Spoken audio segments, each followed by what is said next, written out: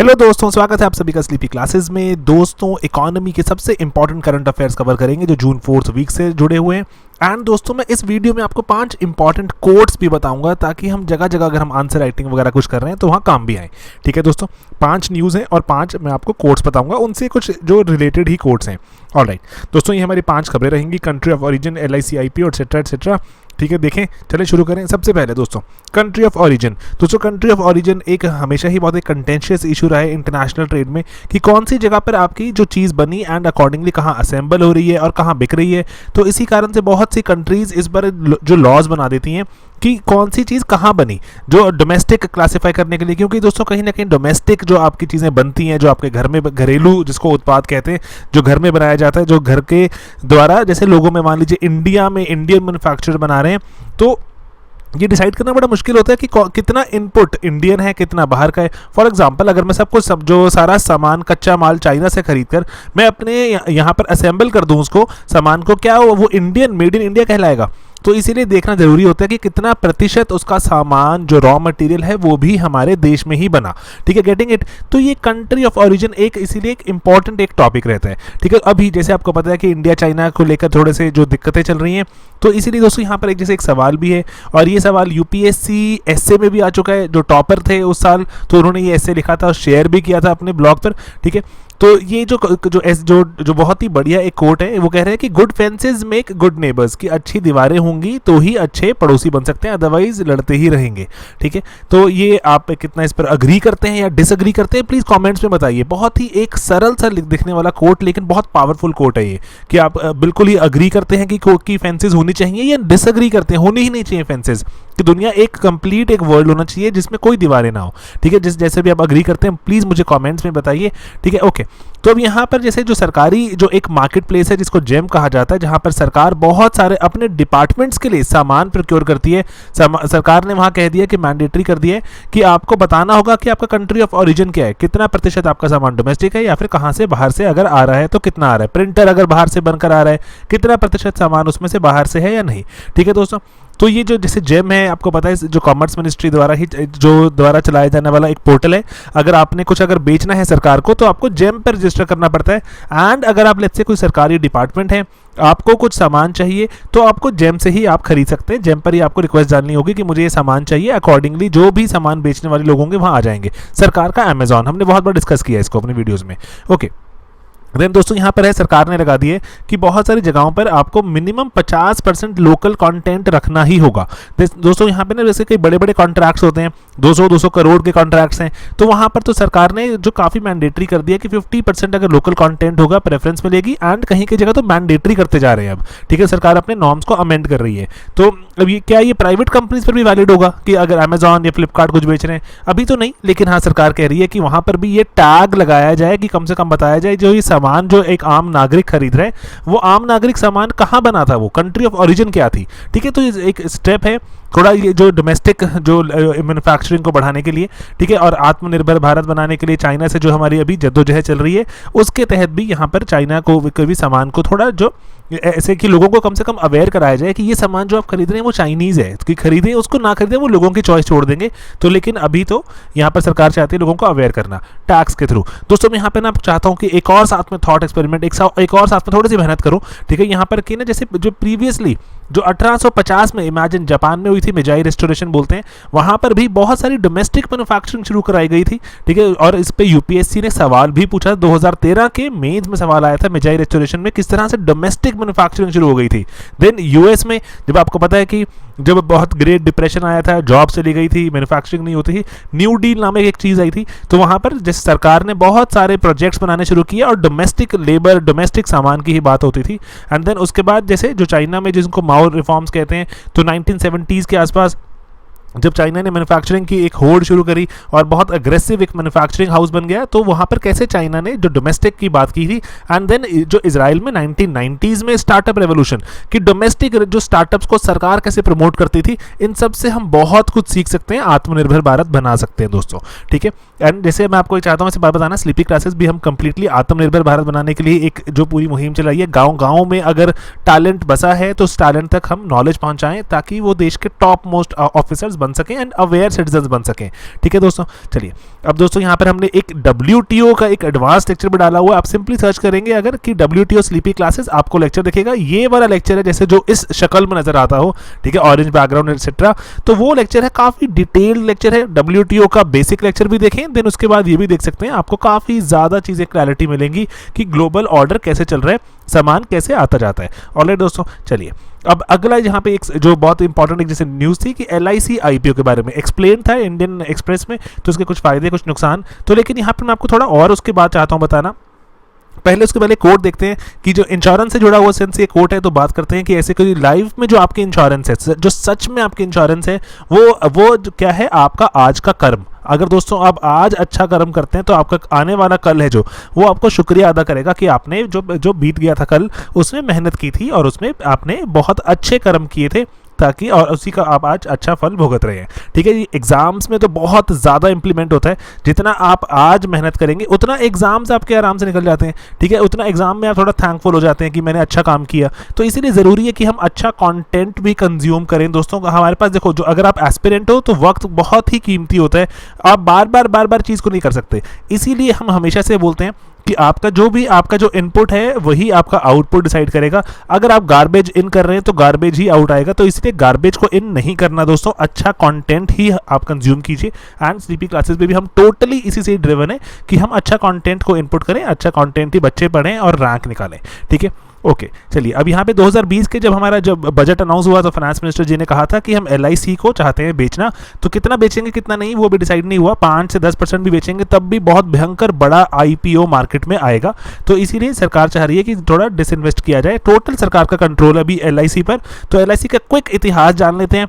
LIC दोस्तों आपको पता है कि इंश्योरेंस कंपनी है, इन्वेस्टमेंट भी करती है बहुत सी जगहों पर। टोटली अगर देखें 100% भारत सरकार द्वारा ही ये जो कंट्रोल्ड है, ठीक है, ओन्ड है। एंड उसके बाद बहुत सी और भी जैसे आपको इवन इनफैक्ट जो आपका बैंक है IDBI एक्सेट्रा, एंड वो भी LIC द्वारा ही ओन्ड है अभी 86% के आसपास। और LIC का एक्ट भी एग्जिस्ट करता है जो कि LIC को बहुत डिफरेंट तरह की बहुत सारी पावर्स दे देता है, एंड सरकार के जो बहुत सारी एग्जम्पशंस इसको मिल जाती हैं LIC एक्ट के तहत। ठीक है दोस्तों, ओके अब साइज ऑफ LIC IPO की बात करें तो दोस्तों ये जो LIC देखें अगर, तो भारत का जो सबसे बड़ा जो फाइनेंशियल इंस्टीट्यूशन बनकर है, जो LIC उभरा 1950s में शुरुआत है LIC की, उसके बाद एंड देन और उसके बाद अगर हम देखें अगर LIC का IPO आए तो ये बिगेस्ट IPO होगा हमारे इतिहास में। And Reliance industries, Tata consultancy, ये जो फर्म्स हैं जिनकी अभी मार्केट वैल्यूएशन बहुत ज़्यादा है, उससे भी बड़ी मार्केट वैल्यूएशन हो जाएगी LIC की। देन दोस्तों यहाँ पर अगर हम बात करें तो LIC के फायदे क्या होंगे IPO आने के, कि अगर हम इसका जो शेयर होल्डिंग है सरकार ने अगर जनता को दे भी दी उसका क्या फ़ायदा है दोस्तों। सबसे बड़ी बात तो ये है कि जनता में अगर शेयर होल्डिंग होगी, अगर आप में और बहुत से और लोग, करोड़ों लोग जो LIC में शेयर खरीदेंगे, तो हम डिमांड करेंगे, सेबी डिमांड करेगा कि एक्सचेंज डिमांड करेंगे कि आप बताइए कि LIC ने कहाँ कहाँ इन्वेस्ट किया, कितना इन्वेस्ट किया, कितने लोन्स दिए, कितने लोन्स लिए, है ना। तो थोड़ा और उसमें क्या एफिशिएंसी बढ़ेगी और क्लैरिटी, ट्रांसपेरेंसी जिसको हम बोलते हैं, अकाउंटेबिलिटी। अगर आपने टारगेट सेट किया था कि आप 25,000 करोड़ रुपए कमाएंगे, तो आपने क्यों 22,000 करोड़ या 20,000 करोड़ कमाया, तो इसलिए अकाउंटेबिलिटी आएगी। ठीक है, तो इसलिए बहुत सी सरकारी एजेंसीज होती हैं, जो कंपनीज होती हैं, वो चाहती है कि वो प्राइवेटाइज कर दें अपने आप को, ताकि क्या हो, वहां पर अकाउंटेबिलिटी आए। Getting it. तो एथिक्स के आंसर्स में भी आप इसको कोट कर सकते हैं। ठीक है, एंड सरकार के पास थोड़ी अभी फंड का अभी क्रंच भी है कि पैसे नहीं है, तो सरकार को पैसा भी मिलेगा इससे LIC का थोड़ा हिस्सेदारी बेचकर। देन दोस्तों क्या इसकी कोई नुकसान भी हैं? डेफिनेटली इसके नुकसान भी हैं बहुत सारे। देखो LIC ये बहुत सारी जगहों पर सरकार के आगे मदद करता है। सरकार जब कोई शेयर चाहती है बेचना खरीदना और उसके कोई ग्राहक नहीं मिलते, सरकार ने ONGC को बेचने की कोशिश की थी, कोई ग्राहक नहीं मिला, LIC ने ही खरीद लिया। तो सरकार ने एक जेब से, ऐसा लोग कहते हैं, निकाल कर पैसा दूसरी जेब में डाल लिया अपने, लेकिन कहने को तो मार्केट होल्डिंग हो गई। ठीक है, LIC ने उसमें खरीद लिया। एंड दोस्तों अभी बहुत ज़्यादा अगर हम देखें, LIC लार्जेस्ट इन्वेस्टर रहता है जो गवर्नमेंट सिक्योरिटीज़ में 50,000 करोड़ के आसपास के स्टॉक्स हर साल, 50-60 हज़ार करोड़ के स्टॉक्स हर साल LIC खरीदता है। भारतीय स्टॉक मार्केट का भी one of the largest investors में से एक है LIC। IDBI बैंक को एक दिवालिया हो गया था, इसको बेल आउट करना था, LIC ही सामने आया। बहुत सी और जो स्टेट ओन्ड कंपनीज हैं जहां पर पार्टिसिपेशन नहीं दिखाते इन्वेस्टर्स, वहां पर LIC मसीहा बन के उभरता है। एंड लॉन्ग टर्म जो इंफ्रास्ट्रक्चर फंड्स हैं जिनको बहुत टाइम लगेगा, 30 साल 50 साल, वहां की फाइनेंसिंग भी कौन करता है दोस्तों? LIC ही करता है। ठीक है, तो इसलिए अगर सरकार इसका कंट्रोल ग्रेजुअली अगर लूज कर देगी तो इनका क्या होगा, ये थोड़ा सोचने की बात है। ठीक है दोस्तों, कोई लॉ बदलने की जरूरत है इसमें? जी हाँ, LIC एक्ट द्वारा चलता है, तो LIC एक्ट अमेंड करना पड़ेगा, जो कि अभी सरकार के कंट्रोल में है LIC, तो उसको अमेंड करना पड़ेगा। अभी जैसे आपको पता है इंश्योरेंस को जो रेगुलेट करने की जो हमारी अथॉरिटी है IRDAI, उस वो भी अभी क्योंकि सिंस LIC एक्ट के तहत बहुत सारी यहाँ पर एग्जम्पशंस पाता है, तो वो एग्जम्पशन चली जाएंगी IRDAI एक्ट अकॉर्डिंगली, फिर डिफरेंटली इंप्लीमेंट होगा LIC पर। ठीक है दोस्तों, क्योंकि अब वो एक स्टैंडर्ड पब्लिक एजेंसी बन जाएगी, जो पब्लिक मतलब क्या हुआ, जो इसमें पब्लिक ओन्ड है, जिसमें जनता का हिस्सेदारी है, जो स्टॉक मार्केट पर जिसका शेयर बिकता है। ठीक है, ओके। चलिए दोस्तों, अगली एक यहाँ पर चीज़ है, ये है कि जो इको सर्वे से एक लेसन था, वो कह रहे हैं कि किस तरह चाइना से हम बहुत कुछ सीख सकते हैं और हम जो इंडिया को ट्रेडिंग हाउस बना सकते हैं। कितनी यहाँ बात में सच्चाई है? तो दोस्तों यहाँ पर एक बात जानने वाली है, बहुत ही बढ़िया एक कोट है, ये सुनजू का कोट है। वो कहते हैं कि पानी जिस भी तरह के सरफेस या ग्राउंड पर होता है उसी की ही शेप ले लेता है, अकॉर्डिंगली ही फ्लो करता है। तो इसीलिए सोल्जर भी, जो सोल्जर है, सोल्जर दोस्तों कोई भी हो सकता है, आप अगर एस्पिरेंट हैं, आप भी एक सोल्जर हैं। ठीक है, जो सेना के हमारे जो जवान हैं वो भी सोल्जर हैं, जो हमारे बहुत से लोग जो हर रोज मेहनत कर रहे हैं, लेट्स से कोई तेल की खदान में लगा हुआ है, कोई कहीं कुछ कोयले की खदान में लगा हुआ है, वो सभी दोस्तों हमारे इकोनॉमी के सोल्जर्स हैं, हमारे डॉक्टर्स डिफरेंट तरह के सोल्जर्स हैं। तो सोल्जर भी अपने दुश्मन को देखकर अकॉर्डिंगली अपनी स्ट्रैटेजी बदलता है। तो ये जरूरी है कि पानी से हमें बहुत कुछ सीखना होगा। तो ऐसे ही वो बोल रहे हैं कि चाइना से भी हमें इंडिया को सीखना होगा अगर हमें चाइना को मात देनी है तो। दोस्तों एक यहाँ पे सिंपल से ग्राफ है जिसे शुरू करते हैं। ये वो कहते हैं कि अगर हम पर कैपिटा इनकम देखें, अगर इंडिया की पर कैपिटा इनकम चाइना से ही पहले कितनी पीछे है, उसके बाद अगर हम यूएस और स्वीडन से कंपेयर करें तब तो हम बहुत ज़्यादा पीछे हो जाते हैं पर कैपिटा इनकम में। हमारे लाइफस्टाइल, हमारे कंजम्पशन, हमारे हेल्थ इंफ्रास्ट्रक्चर सभी कुछ पिछड़ जाएगा अगर हम देखें इस पैमाने पर। दोस्तों अब यहाँ पर इसीलिए अगर हम देखें एक एवरेज इंडियन बहुत पीछे, एक एवरेज चाइनीज से, एवरेज अमेरिकन, स्वीडिश से तो बहुत ही ज़्यादा पीछे है और बहुत साल लगेंगे, अभी डेकेड्स लगेंगे अगर हम हर साल लगातार तरक्की करें तो हम उन तक हमें पहुँचने में। दोस्तों क्योंकि वो भी तरक्की कर ही रहे हैं तो हमें उनसे बहुत ज़्यादा तरक्की करनी होगी अगर हम उनके साथ पहुँचना चाहते हैं तो। ओके, तो दोस्तों अब यहाँ पे चाइना को हम प्रोडक्ट्स को बॉयकॉट करने की बात कर रहे हैं। दोस्तों यहाँ पे एक बात जाननी जरूरी है, हमारे देश की जीडीपी और एम्प्लॉयमेंट। आपको मैम ने जो आपको एक जो लेक्चर्स मिल रहे हैं हर रोज फाउंडेशन ऑफ द नेशन कह के, जो हम एक डेली करंट अफेयर चला रहे हैं, तो उसमें मैम ने एक बहुत इंपॉर्टेंट शुरुआती उनके दिनों में मैम ने बात की थी कि हमारे देश की बहुत सी इकोनॉमी, एम्प्लॉयमेंट, जैसे ऑटोमोबाइल, जैसे फार्मा सेक्टर है, इलेक्ट्रॉनिक्स है, टेलीकम्युनिकेशन सेक्टर है, ये सभी की इनपुट्स, मैंने आपको पहले भी बताया, ये सभी की इनपुट्स चाइनीज प्रोडक्ट्स से चलती है। अगर वो चाइनीज प्रोडक्ट्स की इनपुट्स को अगर हम बंद कर देंगे तो हमें महंगी इनपुट्स डालनी पड़ेंगी, चाहे लेट्स से मलेशिया से आए, चाहे इंडोनेशिया से आए, थाईलैंड से आए, इंडिया खुद बनाए, जैसे मर्जी करे। तो हमारे इम्पोर्ट्स अगर महंगे हो जाएंगे तो जो क्योंकि इंटरमीडिएट गुड्स हम जो अगर चाइना से मंगवाते हैं महंगे हो जाएंगे, हमारे आउटपुट्स कॉस्टली हो जाएंगे, हमारे सामानों की सेलेबिलिटी कम हो जाएगी। ऑलरेडी हमारे एक्सपोर्ट्स कंपैरेटिव नहीं है दोस्तों, और उसके कारण और दिक्कत हमें फेस करनी पड़ सकती है अगर हमारे इनपुट महंगी हो जाएगी। तो दोस्तों करें क्या, हार मान के बैठ जाए यहाँ पर? नहीं दोस्तों, हार नहीं माननी। पहली बात रिकग्नाइज करना होगा, हमें समझना होगा, कुछ चीज़ों पे हमें हामी भरनी होगी। एंड अगर हम डिनाई करते रहेंगे, फॉर एग्जाम्पल दोस्तों मान लीजिए मेरी इकोनॉमी वीक है और मैं उससे आंखें बंद कर लूँ, नहीं मेरी इकोनॉमी बहुत स्ट्रांग है, एग्जाम में मार्क्स नहीं आएंगे ना दोस्तों अगर मैंने इसको कभी रिकग्नाइज ही नहीं किया। तो इसलिए प्रॉब्लम रिकग्नाइज करना सबसे पहली यहाँ पर सीढ़ी है। प्रॉब्लम रिकग्नाइज करते हैं, वो क्या है कि भारत का जो शेयर है ग्लोबल ट्रेड में बहुत कम है, गुड्स में तो बहुत ही कम है, और उसके बाद जो हमारे एक्सपोर्ट्स वगैरह होते हैं वो तो कंपेटिटिव है ही नहीं ऑलरेडी।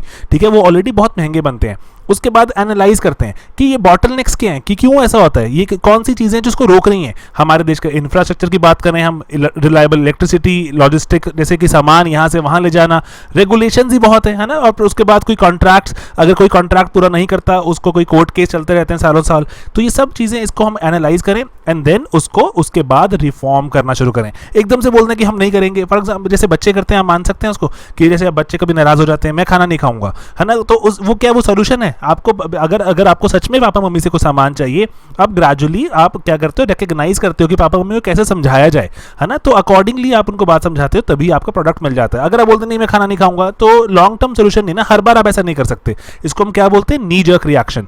नी जर्क रिएक्शन करने की यहाँ पर हमें थोड़ी सी सूझबूझ से काम लेने की जरूरत है अगर हमें लॉन्ग टर्म में चाइना को मात देनी है तो।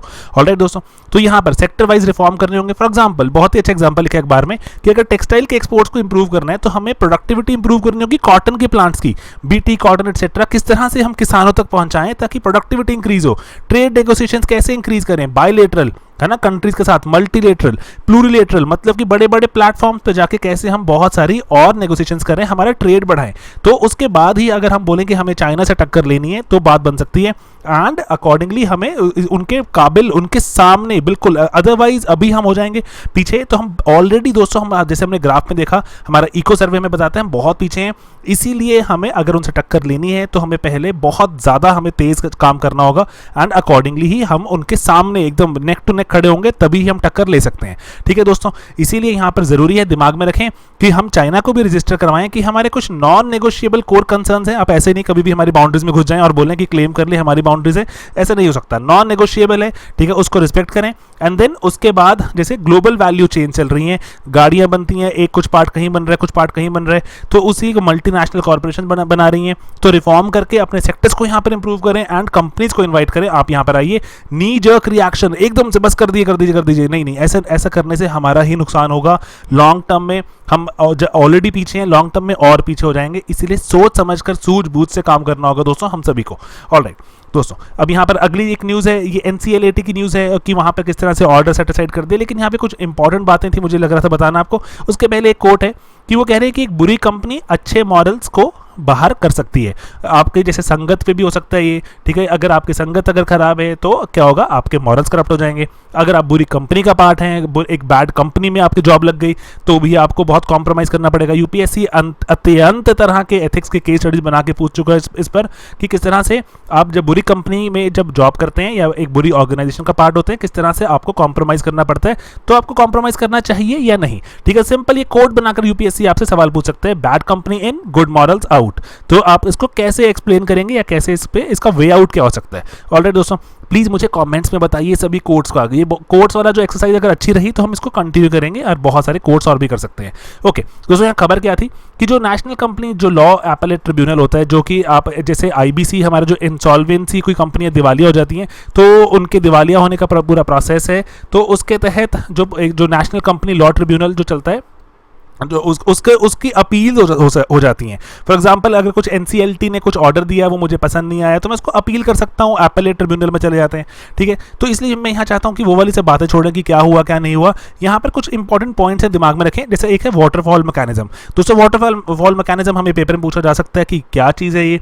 दोस्तों ये क्या करता है वाटरफॉल मैकेनिज्म, ये बताता है कि किस अगर कंपनी का जब असेट्स बिकेंगे, जब कंपनी का सामान बिकेगा तो पहले किसको पैसा मिलेगा। दोस्तों सबसे पहले जो सिक्योर्ड फाइनेंशियल क्रेडिटर्स हैं उनको पैसा मिलेगा, उसके बाद अनसिक्योर्ड को मिलेगा, ठीक है। बात ध्यान रखने वाली है। और अगर कोई सरकार की कोई लेन देन है, सरकार सबसे अंत में आती है लिस्ट में, प्रायोरिटी लिस्ट में। सरकार कहती है कि सबसे हम अंत में लेंगे, पहले बाकी लोगों का पैसा आप पूरा कर दीजिए।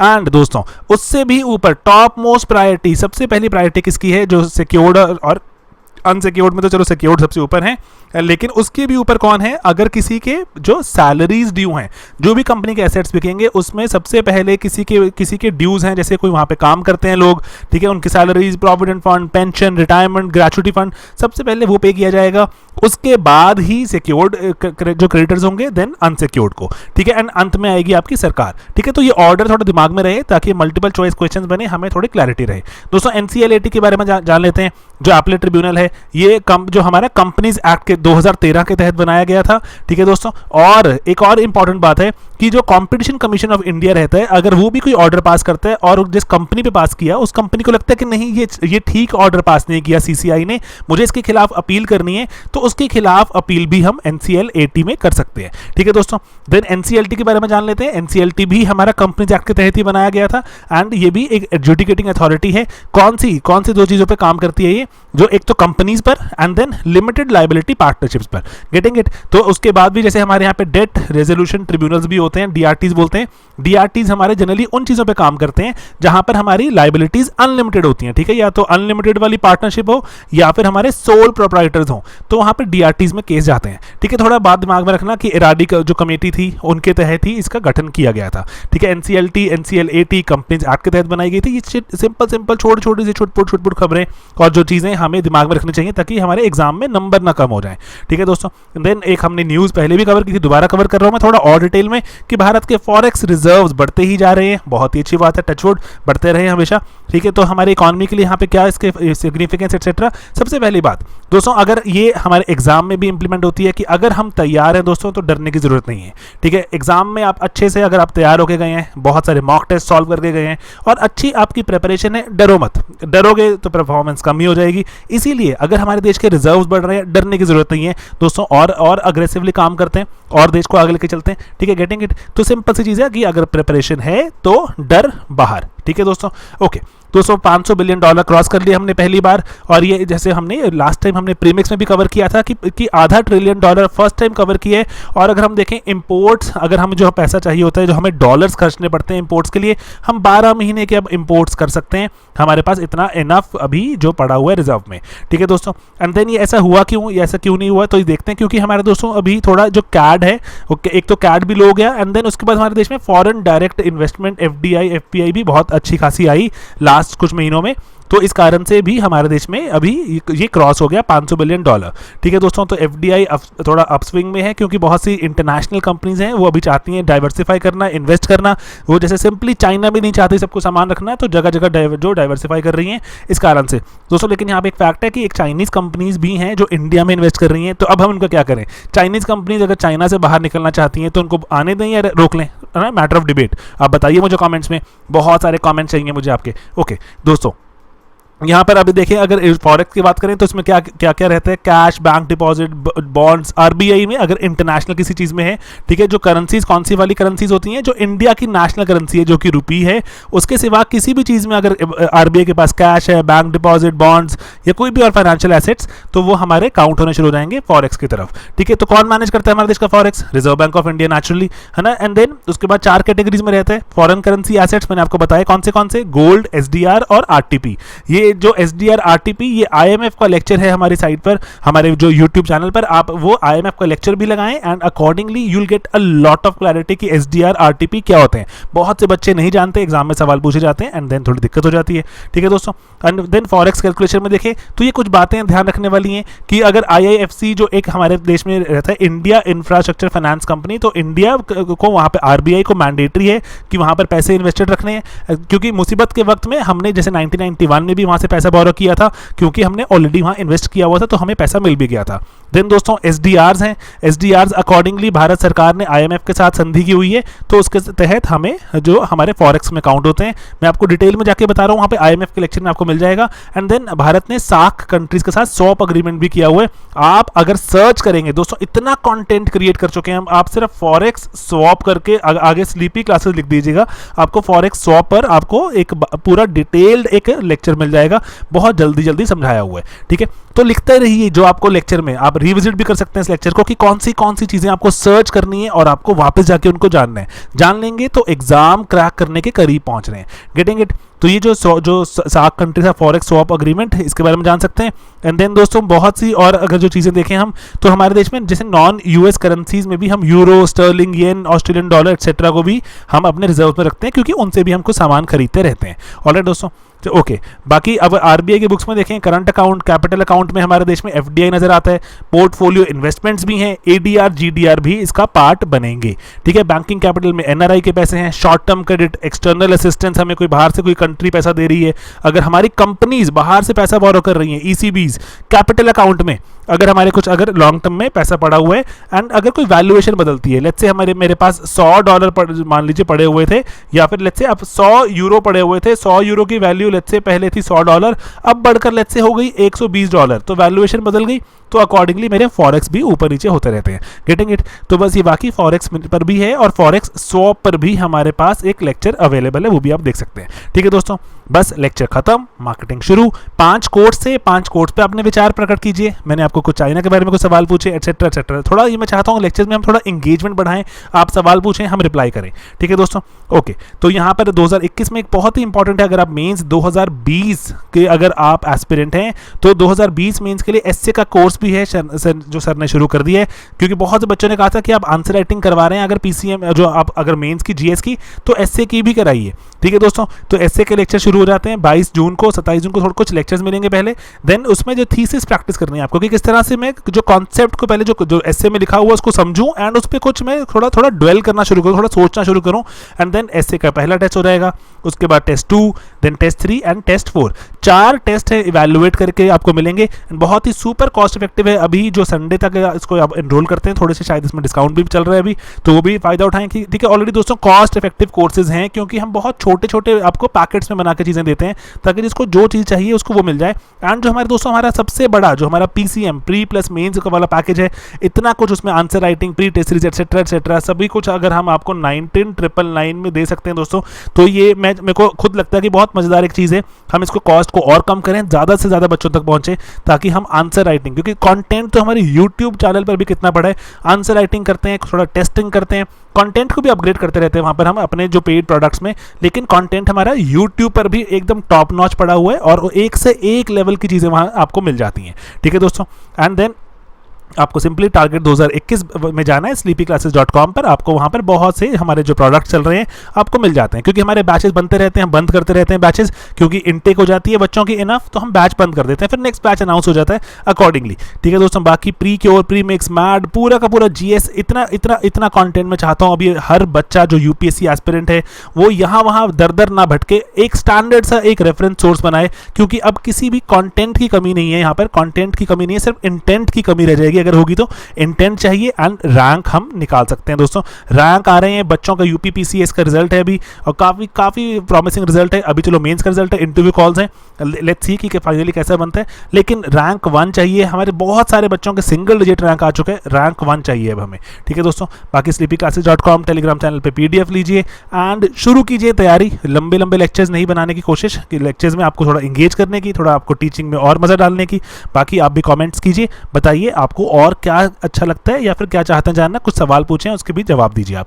ऑलराइट, चलिए दोस्तों मिलते हैं बहुत ही जल्द, बाय बाय, टेक केयर।